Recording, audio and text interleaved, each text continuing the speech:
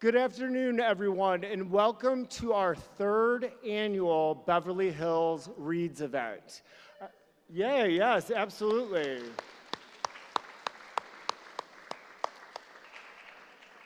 My name's Dr. Dustin Seaman. I am your Assistant Superintendent for the Beverly Hills Unified School District. I'm going to serve as slightly an MC for the first couple of minutes, but we'll get the event started as fast as possible. A couple of logistics real fast. Restrooms are in the foyer, just in case if you need to use the restroom during the event. Please use the 2 exits behind you. In case of emergency, there are also 2 exits in front of you as well. For all of those, including our students, if you have a cell phone, make sure that you turn it off now. I would love for you to be unplugged for the next 45 minutes, and I promise you that 3-second TikTok is not going to be as great as the 45 minutes that's going to happen up here on stage. So if you could turn off your cell phones, I would love each and every one of you. Last but not least, you'll notice I'm going to give a shout out early to our K-Bev students. You'll see them locationed throughout the auditorium. They'll be filming this event. So this will be a filmed event. I just wanted to notify you on the front end.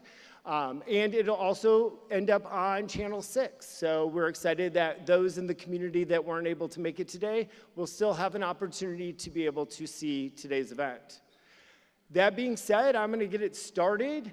What I would like to do, and I have the pleasure of welcoming one of our city council members and former BHUSD board member, Miss Mary Wells, to the stage.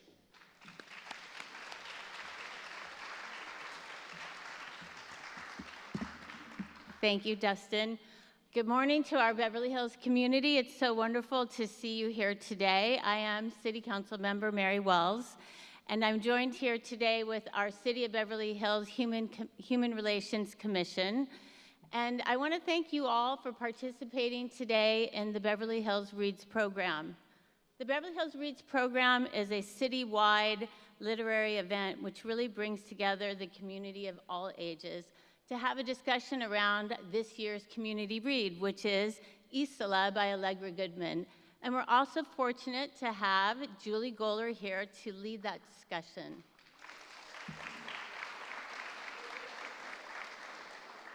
It's events like today that remind us why living in Beverly Hills is such a wonderful place to be.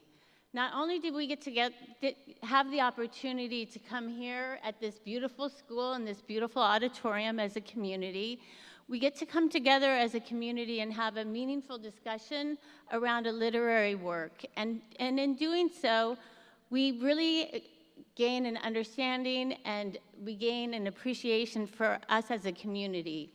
And it builds a stronger and a more connected community. So I really want to thank our Human Relations Commission, including our chair, Vered Nisam, our vice chair, Rose Kaiserman, as well as our commissioners, Pam Krassauer, Noel Batista, and Commissioner Laura Margo, who I believe was the commissioner who really was the advocate for creating taking the Beverly Hills Read program and making it a community-wide event. And I think that it's continued to be a success, and I'm very grateful for that. I also want to thank, of course, our Beverly Hills Unified School District for allowing this to become a community-wide event.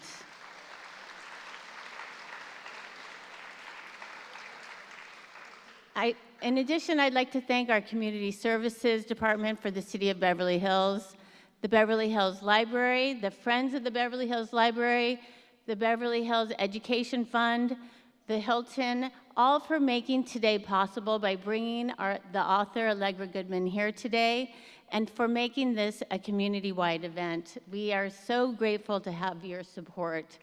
And so with that, I would just like to say, enjoy today. And we look forward to having more of these events in the future. And next I will bring back up Dustin Seaman. Thank you.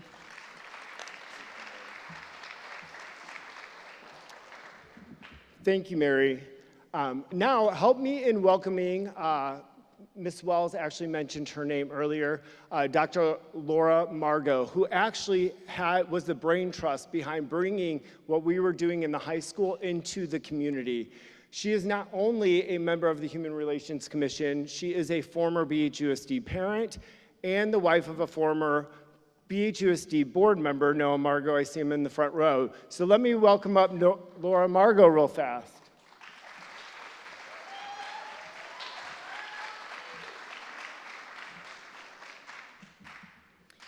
It's really wonderful to see you all here today.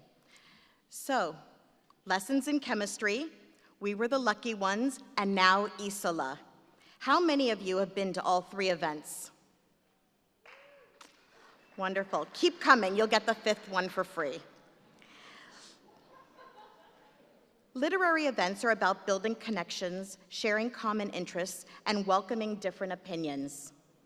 Isola shows us the strength of the human spirit through a woman's fight to survive alone on an island. It made me think about my own life and things I might take for granted. It reminded me to be grateful and reflect on my own safety, connection with friends and family, having a warm bed, and even having food on the table. With our ongoing Beverly Hills Reads, we are helping build our community one story at a time. There are a bunch of people that deserve a thank you.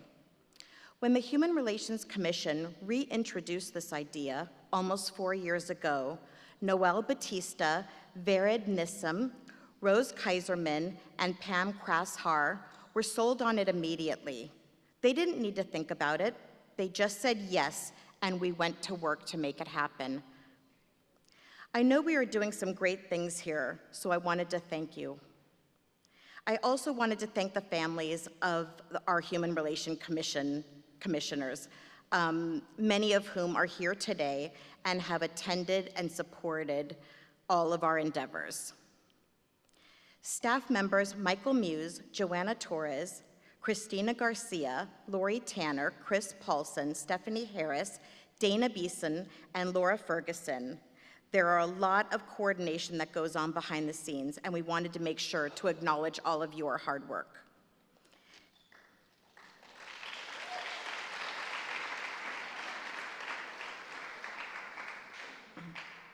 Thank you to the leadership at the Beverly Hills Education Foundation. We didn't have to even ask if they wanted to partner with us. They just offered. They're such a generous organization. I hope you will all stop by their booth on your way out. And if Tina Wiener isn't enough enticement, I heard they'll be serving Hanson's cupcakes. Props to the Beverly Hills Library.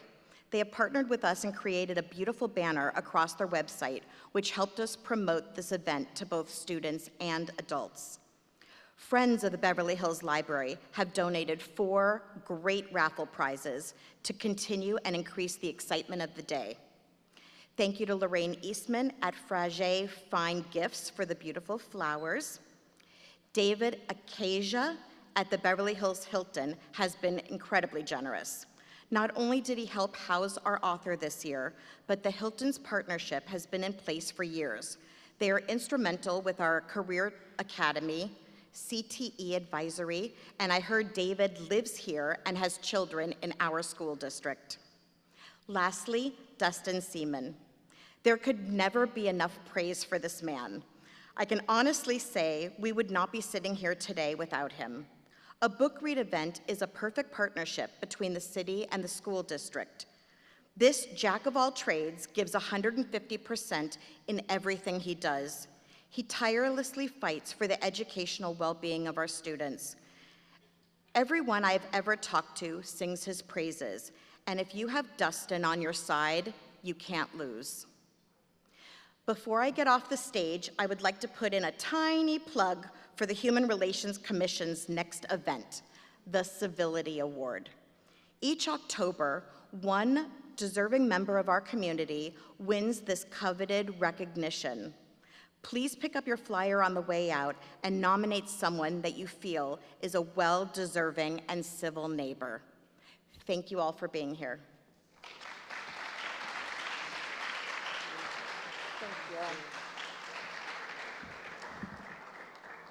Now, I also get the privilege of being able to thank our Board of Education. Our Board of Education for Beverly Hills Unified School District not only helps make events like this happen for our community, but always puts education first in all of our decision-making processes. So I want to be able to welcome our president, Mrs. Rochelle Marcus. Stand up and wave. Our vice president, Judith Manicherry. And our board member, Dr. Amanda Stern.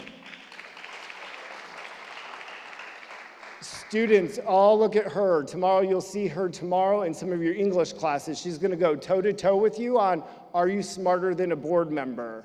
So you'll see her tomorrow. Yeah.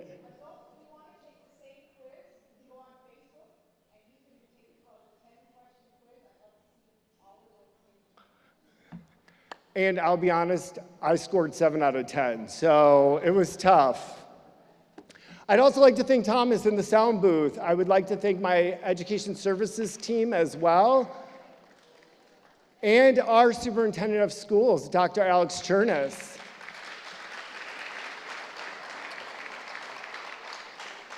And last but not least, our custodial staff who is working tirelessly over the weekend to make this event happen. Now, yes.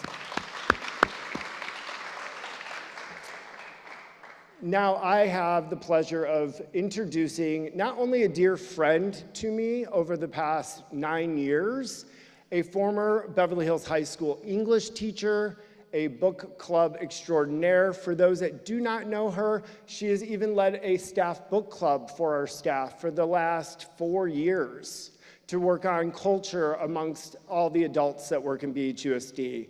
But I would like to welcome Miss Julie Goller to the stage.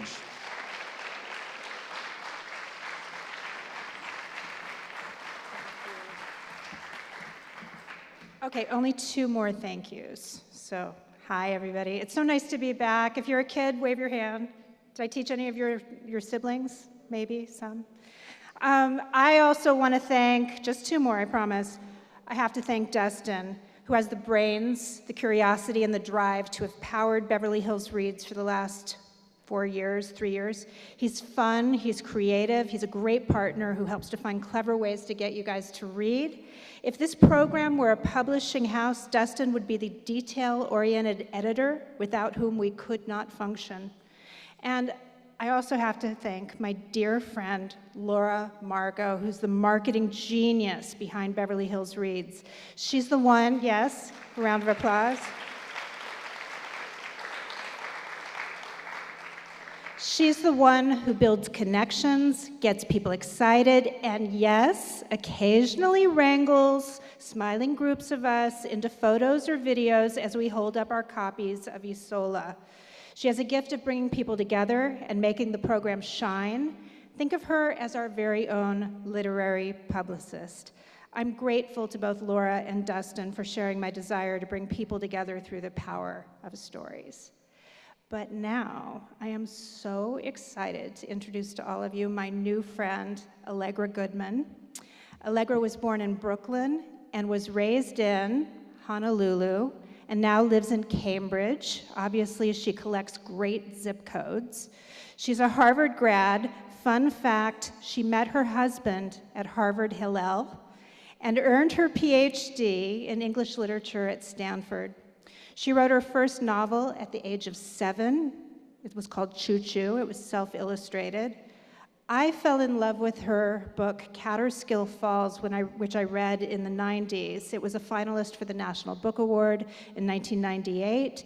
And since then, I've also loved The Family Markowitz, Sam, and now Isola, which was inspired by her lifelong obsession with islands. When she's not writing, she's the mom of 4 now-grown kids and grandma to 3 perfect starter humans, which makes her a pro at plot twists and cliffhangers, especially at bedtime. So with no further ado, I'd like to introduce to you Allegra Goodman.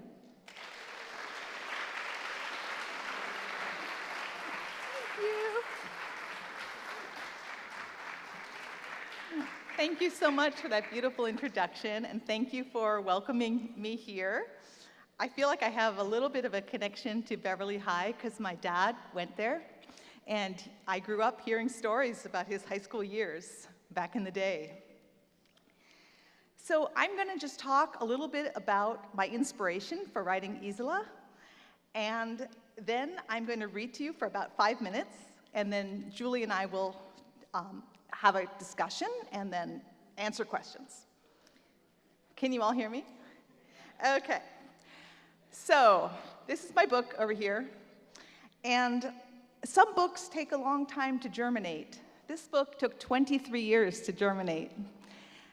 I got the idea for writing it 23 years ago on a road trip to Montreal from Cambridge, where I live with my family. My kids at the time were 10, 7, 3, and 0. Yes, we drove up to Montreal with a newborn and 3 boys. The newborn was a girl. And I'm still not sure exactly why I agreed to go on that trip. I think I was in a state of postpartum euphoria. She was about 6 weeks old. I know this because her birthday is May 21st, and we went in June. So we had a van, we drove through Vermont, we kind of ate our way through Vermont and headed up to Montreal.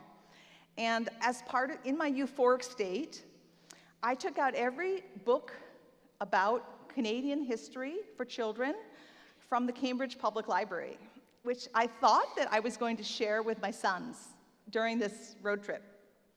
And surprise, surprise, my boys read 0 of the books. They had no interest in any of them. But I read all of the books because I was up all night nursing the baby. And one night, in the middle of the night, while I was with the baby in my arms, I was reading a book about Jacques Cartier's 16th century expeditions to New France, as they called it, which is now, of course, Canada. And this is the book that I was, you can see it's a thin book designed for young readers, but it's about his 3 voyages to the New World. And I stumbled upon this passage about a ship of colonists that followed Cartier to the New World. And the passage went like this. Meanwhile, Roberval, the commander, had continued on through the Strait of Belle Isle and up the St. Lawrence.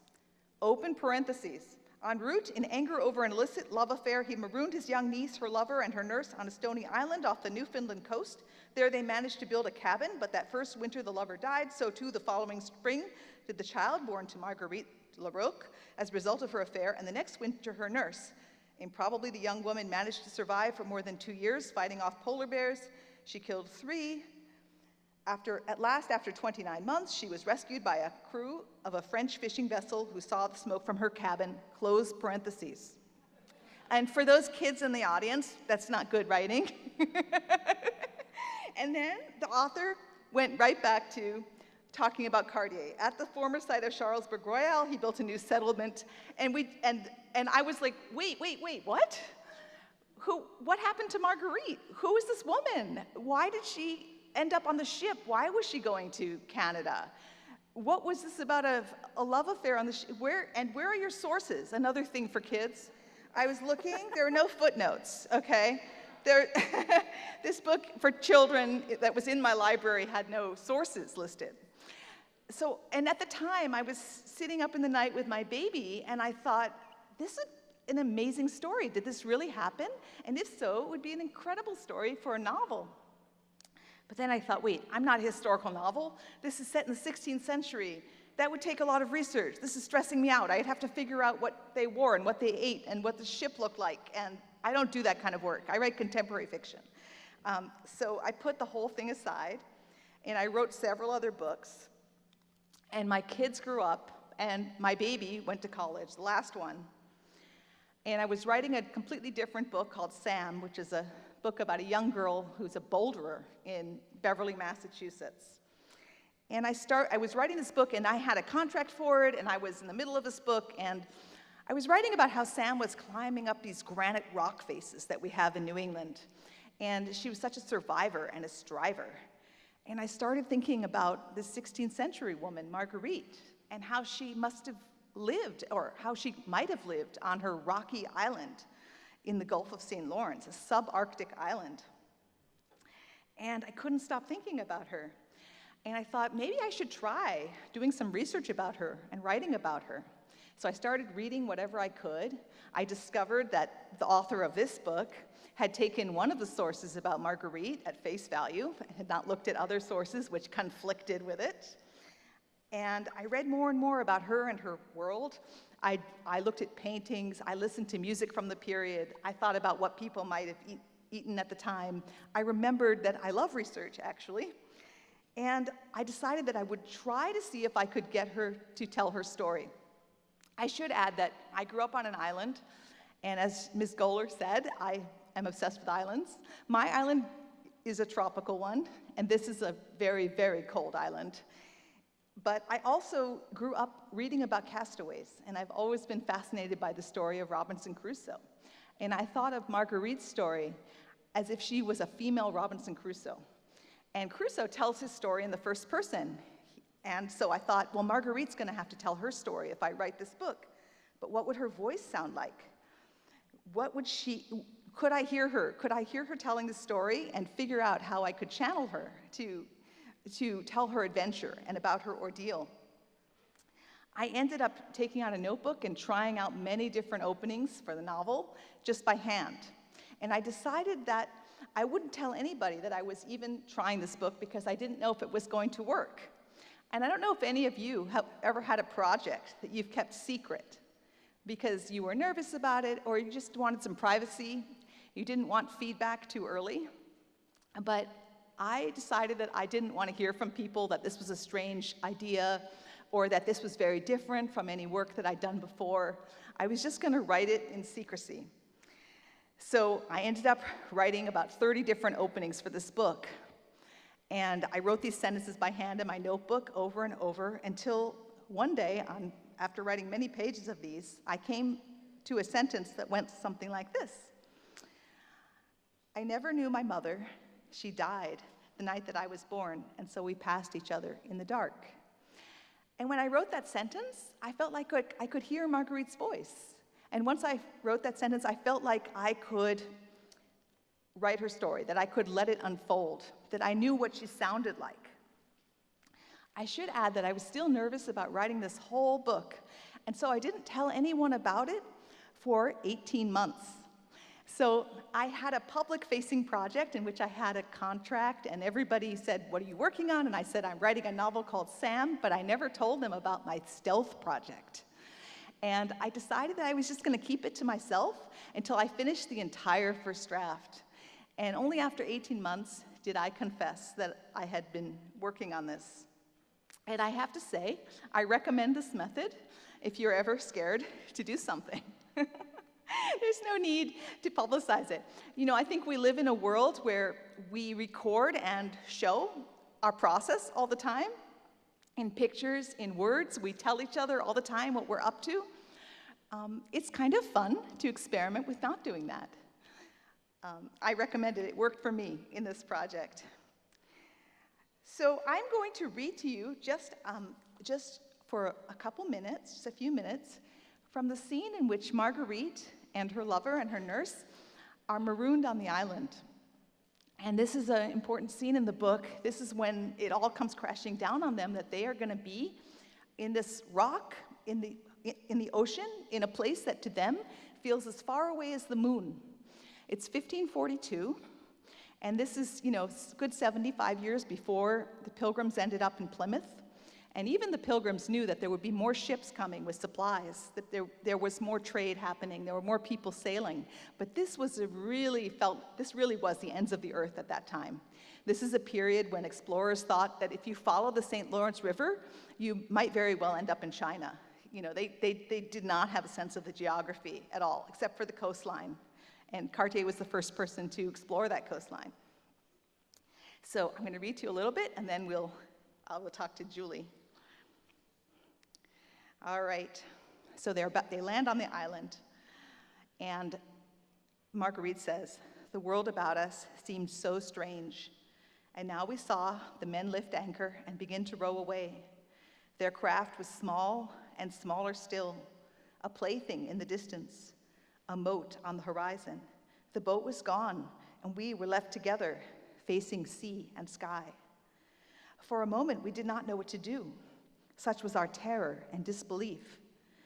Then Damian knelt upon the rocks, and we knelt with her. She took my hand. Our Father, she began, and we prayed with her. It was some comfort to say these words, pray for us sinners that we are. But even as we bowed our heads, I saw the ocean creeping in. The tide! August sprang to his feet. We followed, and stumbling in our haste, clumsy after so many weeks aboard the swaying ship, we tried to save our things.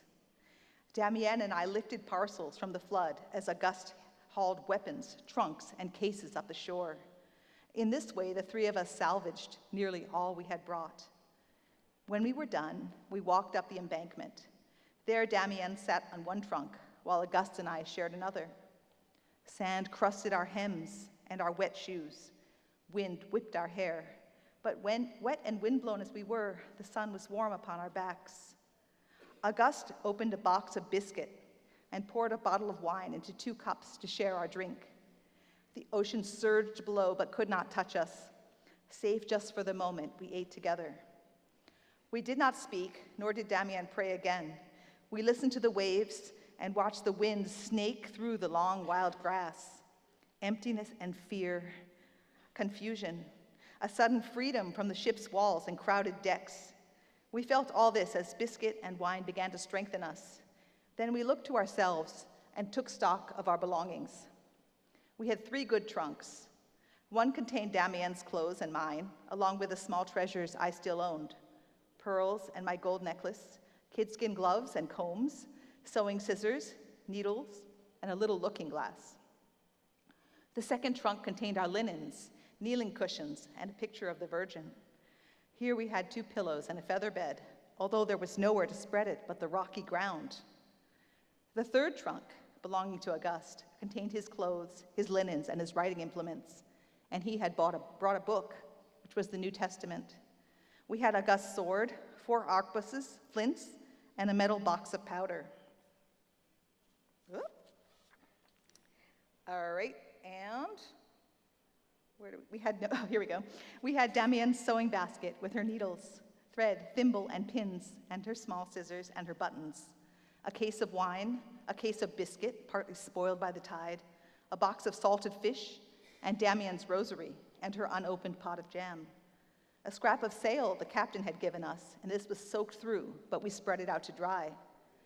An axe, a little saw, a hoe, a trowel, a hammer, and a bag of nails. Also 1 good knife, but no whetstone, as we later discovered. 3 small bags containing oats, barley, and wheat for planting. Also 2 pouches of garden seeds, although the tide had spoiled one.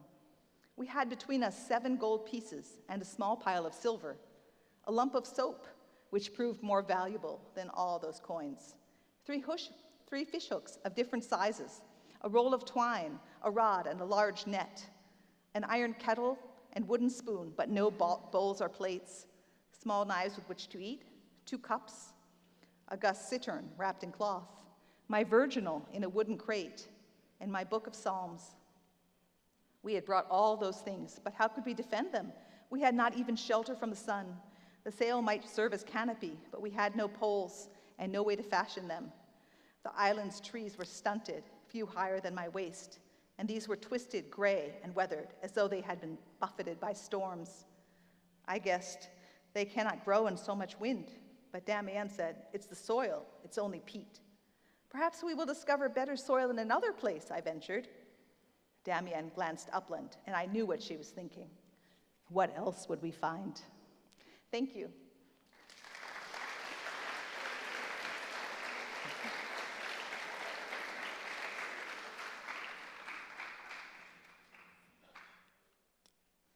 It's a great scene. Thank you.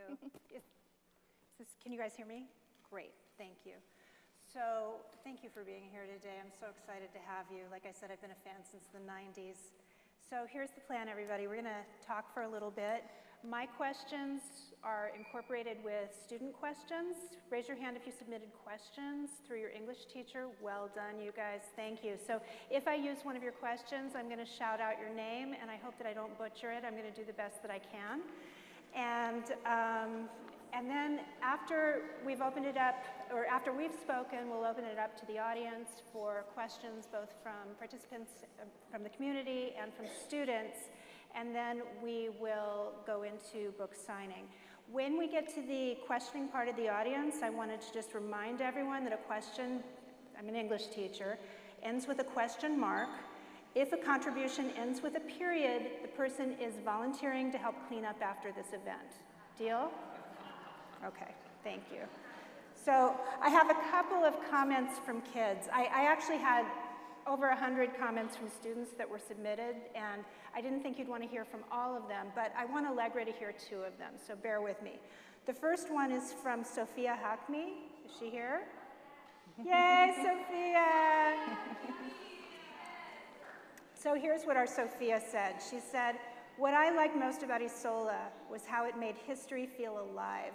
Marguerite's struggles on the island felt raw and real, especially the sacrifices she had to make and the way survival, loss, and grief were woven into her story.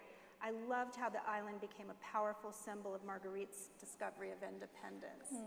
Nicely done, Sophia. Thank you. And another student, another one of Dr. Rubenstein's students, Caroline Lee, where are you? Are you here? Caroline, I love this comment. "I appreciated how the author showed frustrations with the patriarchy through Marguerite's relationship with Roberval. Her resentment at being powerless despite having legal property rights highlights how women and other marginalized groups can be granted rights on paper but still not experience them in daily life." So,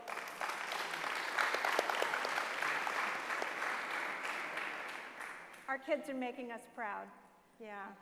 So I wanted to start talking about historical research and foundations, and this is 2 questions, which I apologize, compound questions. One from Caroline Lee and one from Halema Bakhta. In your historical notes, you mentioned discrepancies in how Marguerite's life was recorded. How did you decide upon which versions to emphasize or expand upon? And then, giving the conflicting historical accounts from Marguerite's story, was there one version that felt more convincing or authentic to you? Such a good question. Thank you so much. And this really touches on the way we look at sources and how we juggle between them. And of course, I'm not a historian, I'm only a novelist, so I do make things up. So I took liberties that like nobody should ever do in a research paper, obviously, right? But I picked and chose what I wanted to use. The two contemporary accounts, one is by the Queen of Navarre, who appears as a character at the end of the book, and she takes a very moralistic tone in hers. She wants to make this a story of faithfulness and Christian faith and loyalty and have a moral at the end of her story. The other account is by a priest who claimed that he interviewed Marguerite, and he was really interested in tales of the supernatural. So he emphasized that she heard demons' voices on the islands, and he was really interested in that. I wasn't so interested in the demons, and I wasn't interested in writing kind of a moral parable, so I went my own way, but took from the 2 sources the parts that seemed most real to me.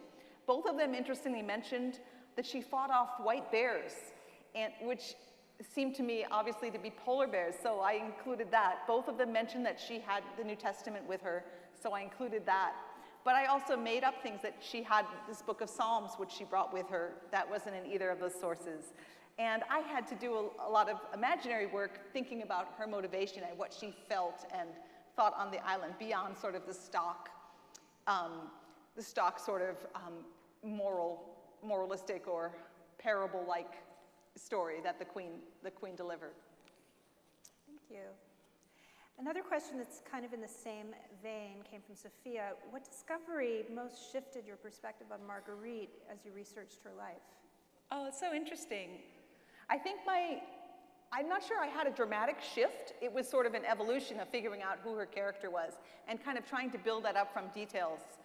I think for me, the greatest discovery was just hearing her voice. And when you're a novelist, a lot of your research happens in your own imagination, that you can look at all sorts of different documents and you can read as much as possible about the period, but at the end of the day, you have to sort of make that history come alive. And so for me, hearing her voice and being able to sort of perform her voice for the reader in almost a theater of the mind for you guys was my big discovery. Thanks. How about as you investigated Marguerite's life, what surprised you the most about the choices that a woman had in the 16th century, the choices that she had and the choices that she didn't? I think Marguerite is such a privileged person on the one hand, you know, that she has the trappings of wealth, she's surrounded by servants, and yet she has so few choices. You know, this is a time when women really were like property, and you know, the question about the patriarchy, I think that was very much in my mind, that if you weren't sort of attached to a powerful man, either as your husband, your father, your brother, or somebody to protect you, you were incredibly vulnerable at this time because women didn't have sort of the legal rights that we have now. And Mika Avnery, are you here? I'm going to ask the question anyway. Did you know from the very beginning that Marguerite would open a girls' school at the end of the novel? And what does that mean? So another fact that or another piece of information, I shouldn't say fact because it's hard to verify the two accounts that we have of her, but the Queen does say that she ended up teaching young ladies. And then I interpreted that as her founding a school. You could interpret that many ways. She could have been a tutor, she could have taught privately, or been a governess, but I did some research into convent schools of the period, and I decided that she would found a school with her, you know, her teacher and her friend. Thanks. And just some questions about writing choices and character development. How much time did you think about keeping Marguerite true to her time? We talked about that when we've had Zooms with the book groups, rather than making her feel like a modern woman. So in my book groups, and some of you guys are here today, many readers longed for her to out Roberval to the Queen. I mean, I wanted her to rat him out. How many of you guys did? Like, why? Yeah, come on. He was awful. Tell the Queen you got an opportunity here. So, how did you navigate those expectations as an author? And then, to that question, Joshua Gallup, he asked, "Why did you?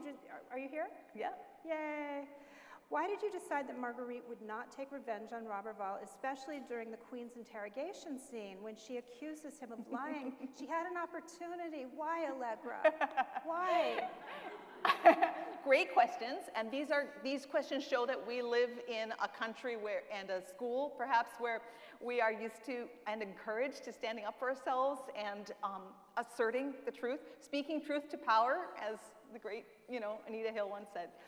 But she's in a really different culture and a different time, and I couldn't make her like me. You know, that's what I would have wanted to do.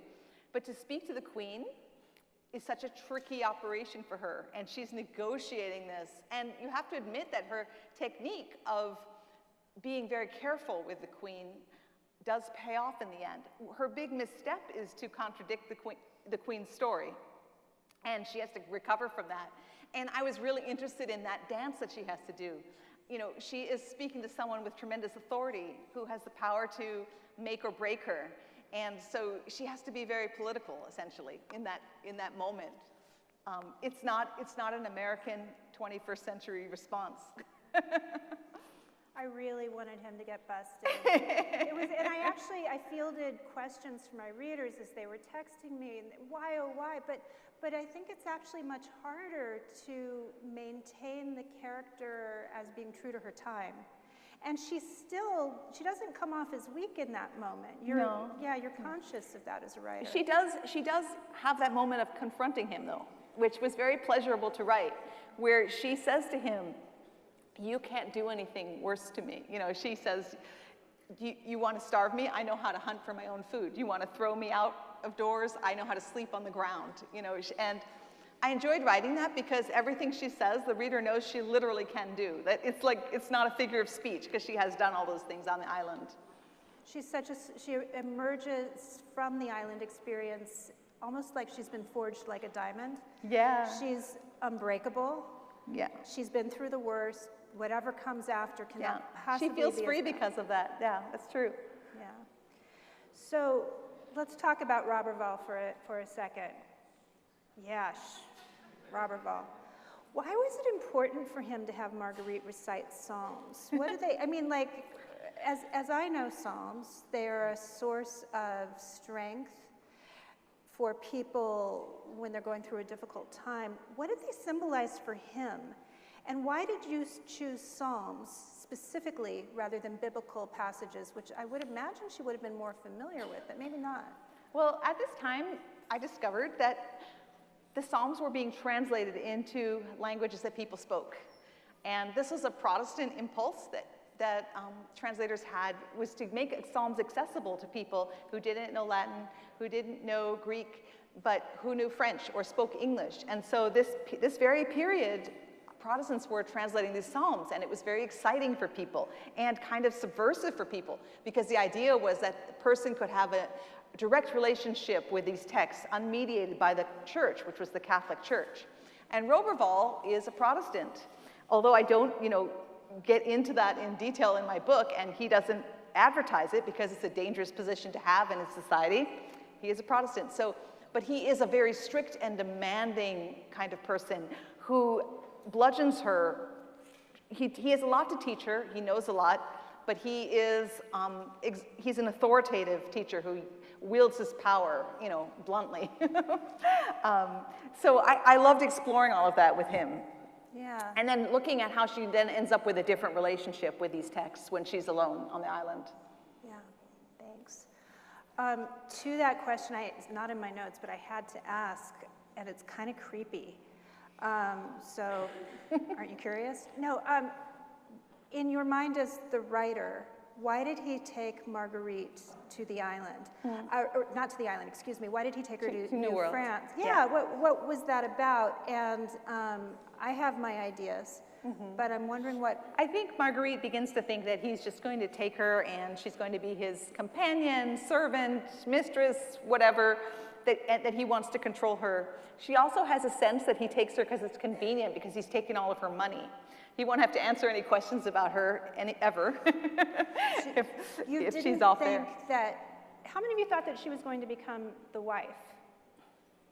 And he's so deeply religious. Yeah. So, I mean, in a creepy way, but he's religious enough that, to me, he wouldn't have taken her as a mistress, but... Yeah, either one.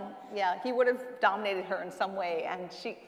I thought about doing it in different ways. I thought a lot about Roberval. I thought about making him more physically abusive, and you'll notice that he doesn't really lay his hands on her very much. But what's really scary about him isn't that his physical isn't a physical kind of thing, it's psychological. He's very unpredictable, and she's always kept guessing, like the reader, about what his motivations are, and I think that made him spookier. It worked. It absolutely worked. I kept expecting him to abuse her more. He never did. And then as we get to know his character and how religious he is, it kind of makes sense. But I was wondering what your motivation was as a writer, so thanks.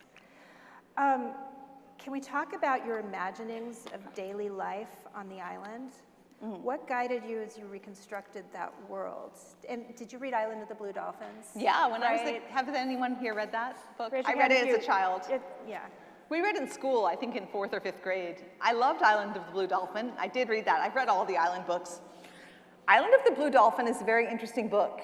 I think that the main character in that, she's incredibly reticent about her emotions. Terrible things happen to her. She survives alone for a long time, but she never talks. She never says she cried. She never grieves. It's all very repressed in that book, and it's powerful because of that and interesting because of that. And I also knew that my own island story wasn't going to be like that Marguerite is, she does weep, she does despair, she really does freak out. At times she thinks that she is going mad. None of that control that we have in Island of the Blue Dolphin. In terms of the physical nature of the island, I did research on those islands in the Gulf of St. Lawrence, many of which are protected now as bird sanctuaries. And I thought a lot about the birds there, the plants that grow there, the weather, the way that there are no trees there. It's too cold and too windy, and the soil isn't good, just as Damian said. how beautiful they are, how scary they are, what the winter is like there, what the waves and the ice are like there. I thought about all of that stuff. And then I tried to look at it through her eyes, not through my eyes, just as I looked at sort of the religious stuff through her eyes and her audience with the Queen through her eyes, not mine. I tried to imagine her seeing all of these things for the first time, that for her to see a white fox that was pure white would have been really a miracle, because she'd never seen a species like that. She'd only seen the brown foxes in France. For her to see a bear that was pure white and so terrifying, for her to see those birds diving into the ocean, she's never seen those birds before, and the people that she knows at home have never seen those things. So again, it's like she's gone to a different planet, and truly a different world, and that whole experience breaks her and remakes her.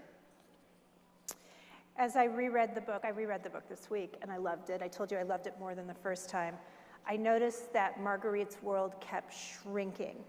It was first limited by her family, then by her island, until suddenly it opened up and became vast. It was limitless, as wide as the sea, and as wide as the the horizon. Was this shift intentional on your part, or was it something that emerged naturally from the narrative? And I'd also like you to comment on the world that women inhabited, both in Marguerite's time and in your novel. Well, that shift was intentional, and it happened naturally. So those things can all happen when you're writing fiction. But I love the idea that she was stripped away. And this is a person who has never been alone in her whole life. If you can try to imagine what that would be like. She's never slept in a bed alone. She's always slept with her nurse, even though she's a young woman. And then to be totally alone, to hear no voices, to have no servant around her, to have no family, to have no teacher, is a terrible displacement, a real shock. And it shakes her into looking at the world in a completely different way. And at the height of that, she even says that she herself becomes an island. She is alone. And that sense of isolation and what you can find there. And again, that opening into limitlessness that you can feel spiritually, beautifully put.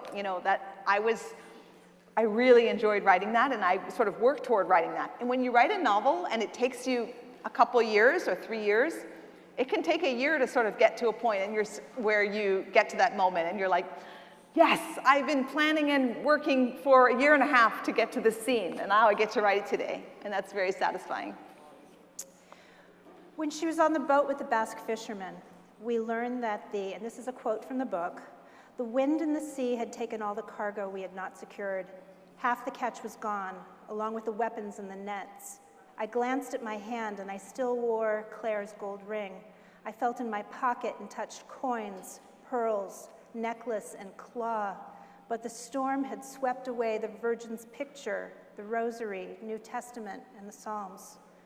What does it mean that all of the religious items were swept away on the Basque fisherman's boat, while the more earthly possessions remained? That's a shift. Yeah. I mean, I'm not sure I meant that, she was giving up on religion or anything like that, but I did imagine that everything on the deck would have been swept into the sea, and the only thing she would have had left what was in her pocket, which would have been tied, around her waist. So I love that feeling of like everything being swept away. And if you read those great adventure stories, like, for example, something like the Odyssey, which you may have read in school, Ulysses, Odysseus, he starts out with many ships, and then he ends up with one ship, and then he ends up with nobody. And in the end, he has to return alone. All of his men, by the end of his adventures, are killed. And I love that stripping away, and then your hero, your main character, is now left to his or her own devices. And is Amara Ash here? No?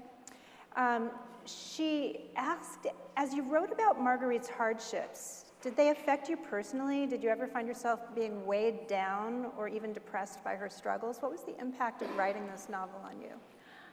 I wasn't weighed down by her hardships. I felt for her, but I enjoyed writing it so much. And also, I knew the ending. Marguerite doesn't know she's going to survive, but I knew she was. So I don't think I got too depressed. You can write really, really sad things but feel good because it's coming out well, and you can write a very happy story but feel miserable because it's not coming across well at all. And finally, a student asked, Sophia, What part of writing Isola did you find the most challenging? Oh, that's such a good question. I think that the beginning was challenging for me, just as I said, just working my way into it. I think probably the scenes on the ship were very challenging. I think logistically figuring out how the ship worked and all of that, I think that was probably the part that I worked on the most. Somehow when they got to the island, everything flowed well. And so I think just technically that the ship scenes were the hardest. And then the most fun to write was her return. The last third of the book, I just loved writing. It was such a pleasure because it was the beginning of her triumph, that she had earned everything that she got, and her return to France and that symmetry was very satisfying to write, that she had gone out and then she was coming back with what she'd learned. That was the most fun. And I have to ask, this is my last question, and I always ask this of my authors, so I have to ask you as well. When you get to the editing phase, the editor says, yeah, this part's not working, you gotta get rid of it, or was there a part of the book that you had to pull out that just a small part of you died? Because you were really attached to it, but it didn't necessarily work for the book. The editor felt that way. Yeah. It didn't happen to me.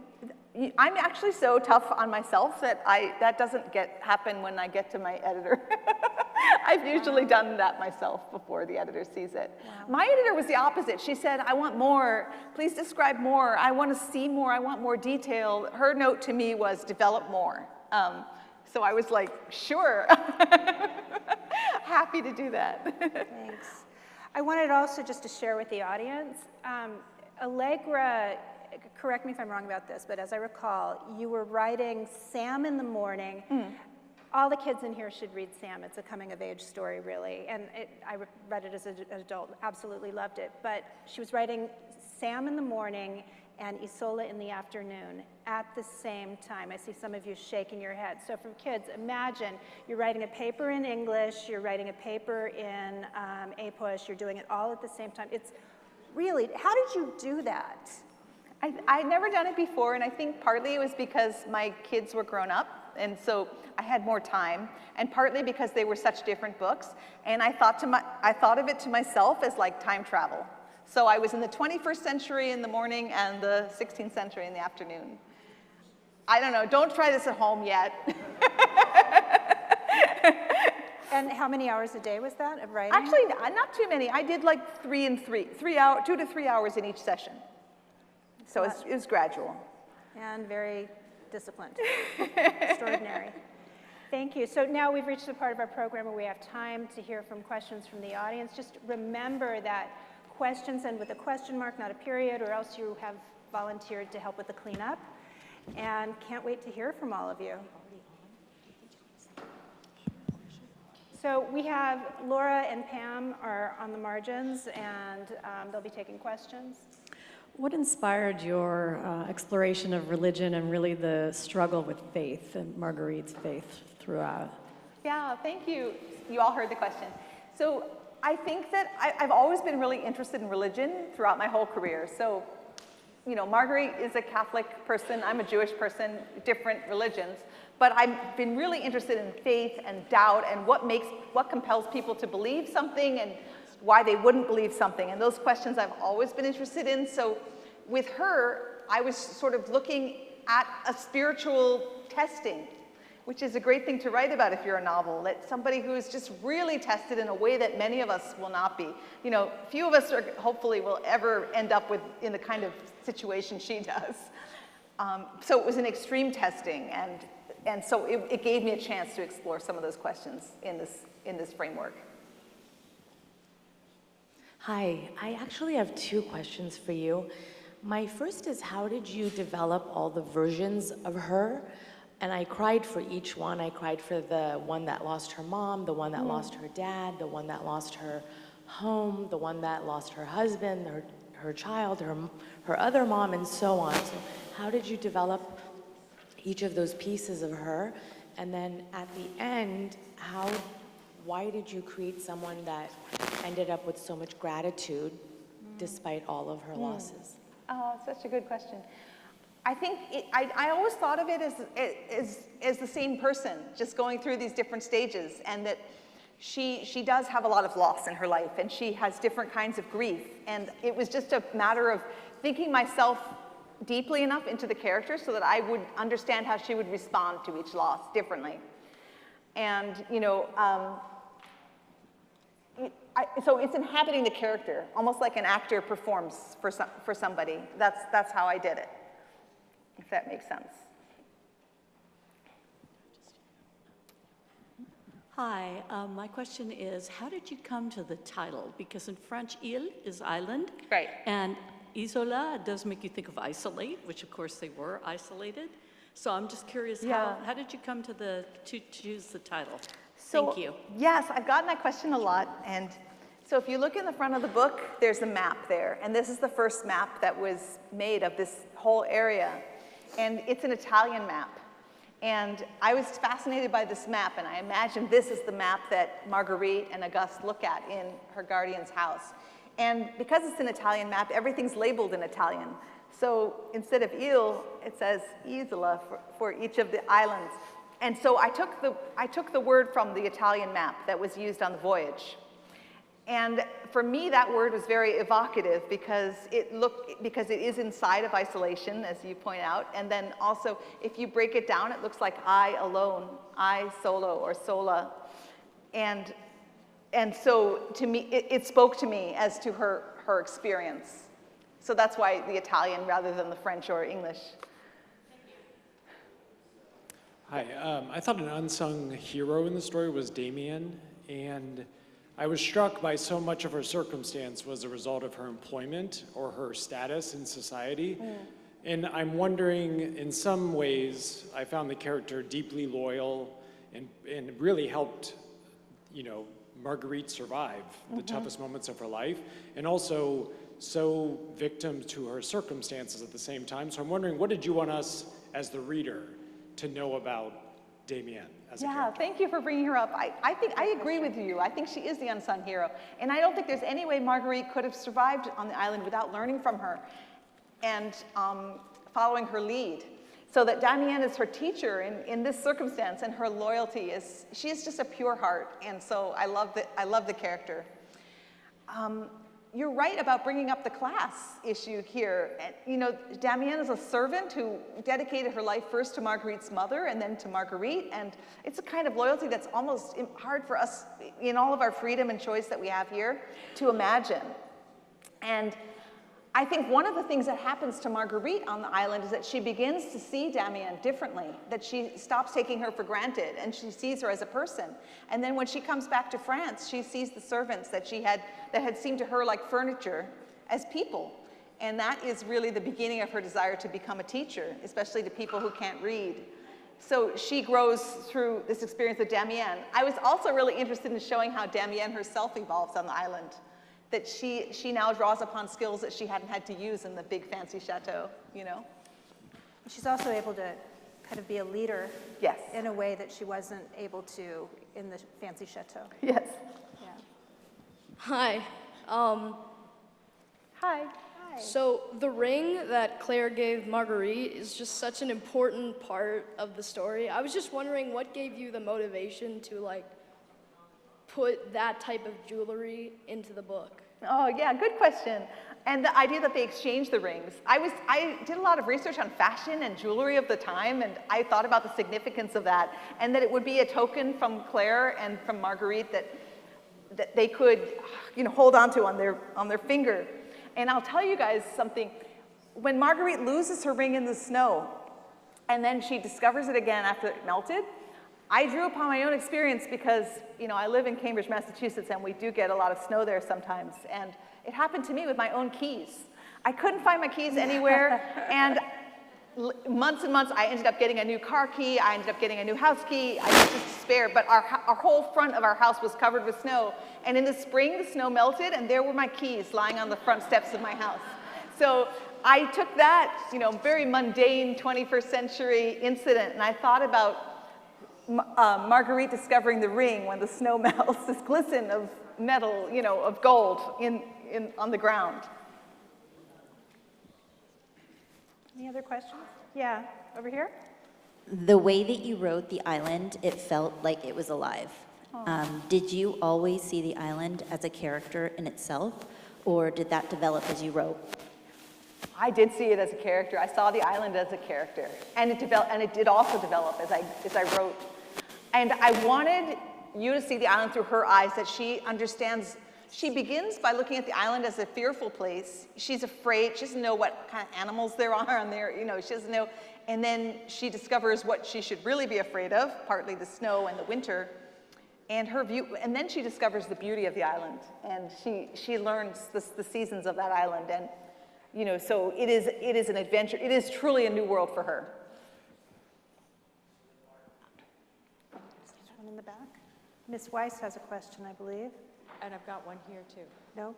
Oh, sorry. I've got Okay. two. I can take it. When designing the characters Claire and Madame d'Ortiz, are they based on real people? And if not, how did you go about designing them and their relationship with Marguerite? The people, so Roberval is a real person, was a real historical person, and so was Marguerite. And, but Claire and Claire's mother are imaginary. You know, Damienne is mentioned by name, but of course nobody knows really what she was like. The priest who interviewed Marguerite said Damienne was a young maid, a young servant, and I made her an older one. So really a lot of imagination. I will add that the navigator on the ship was a real navigator.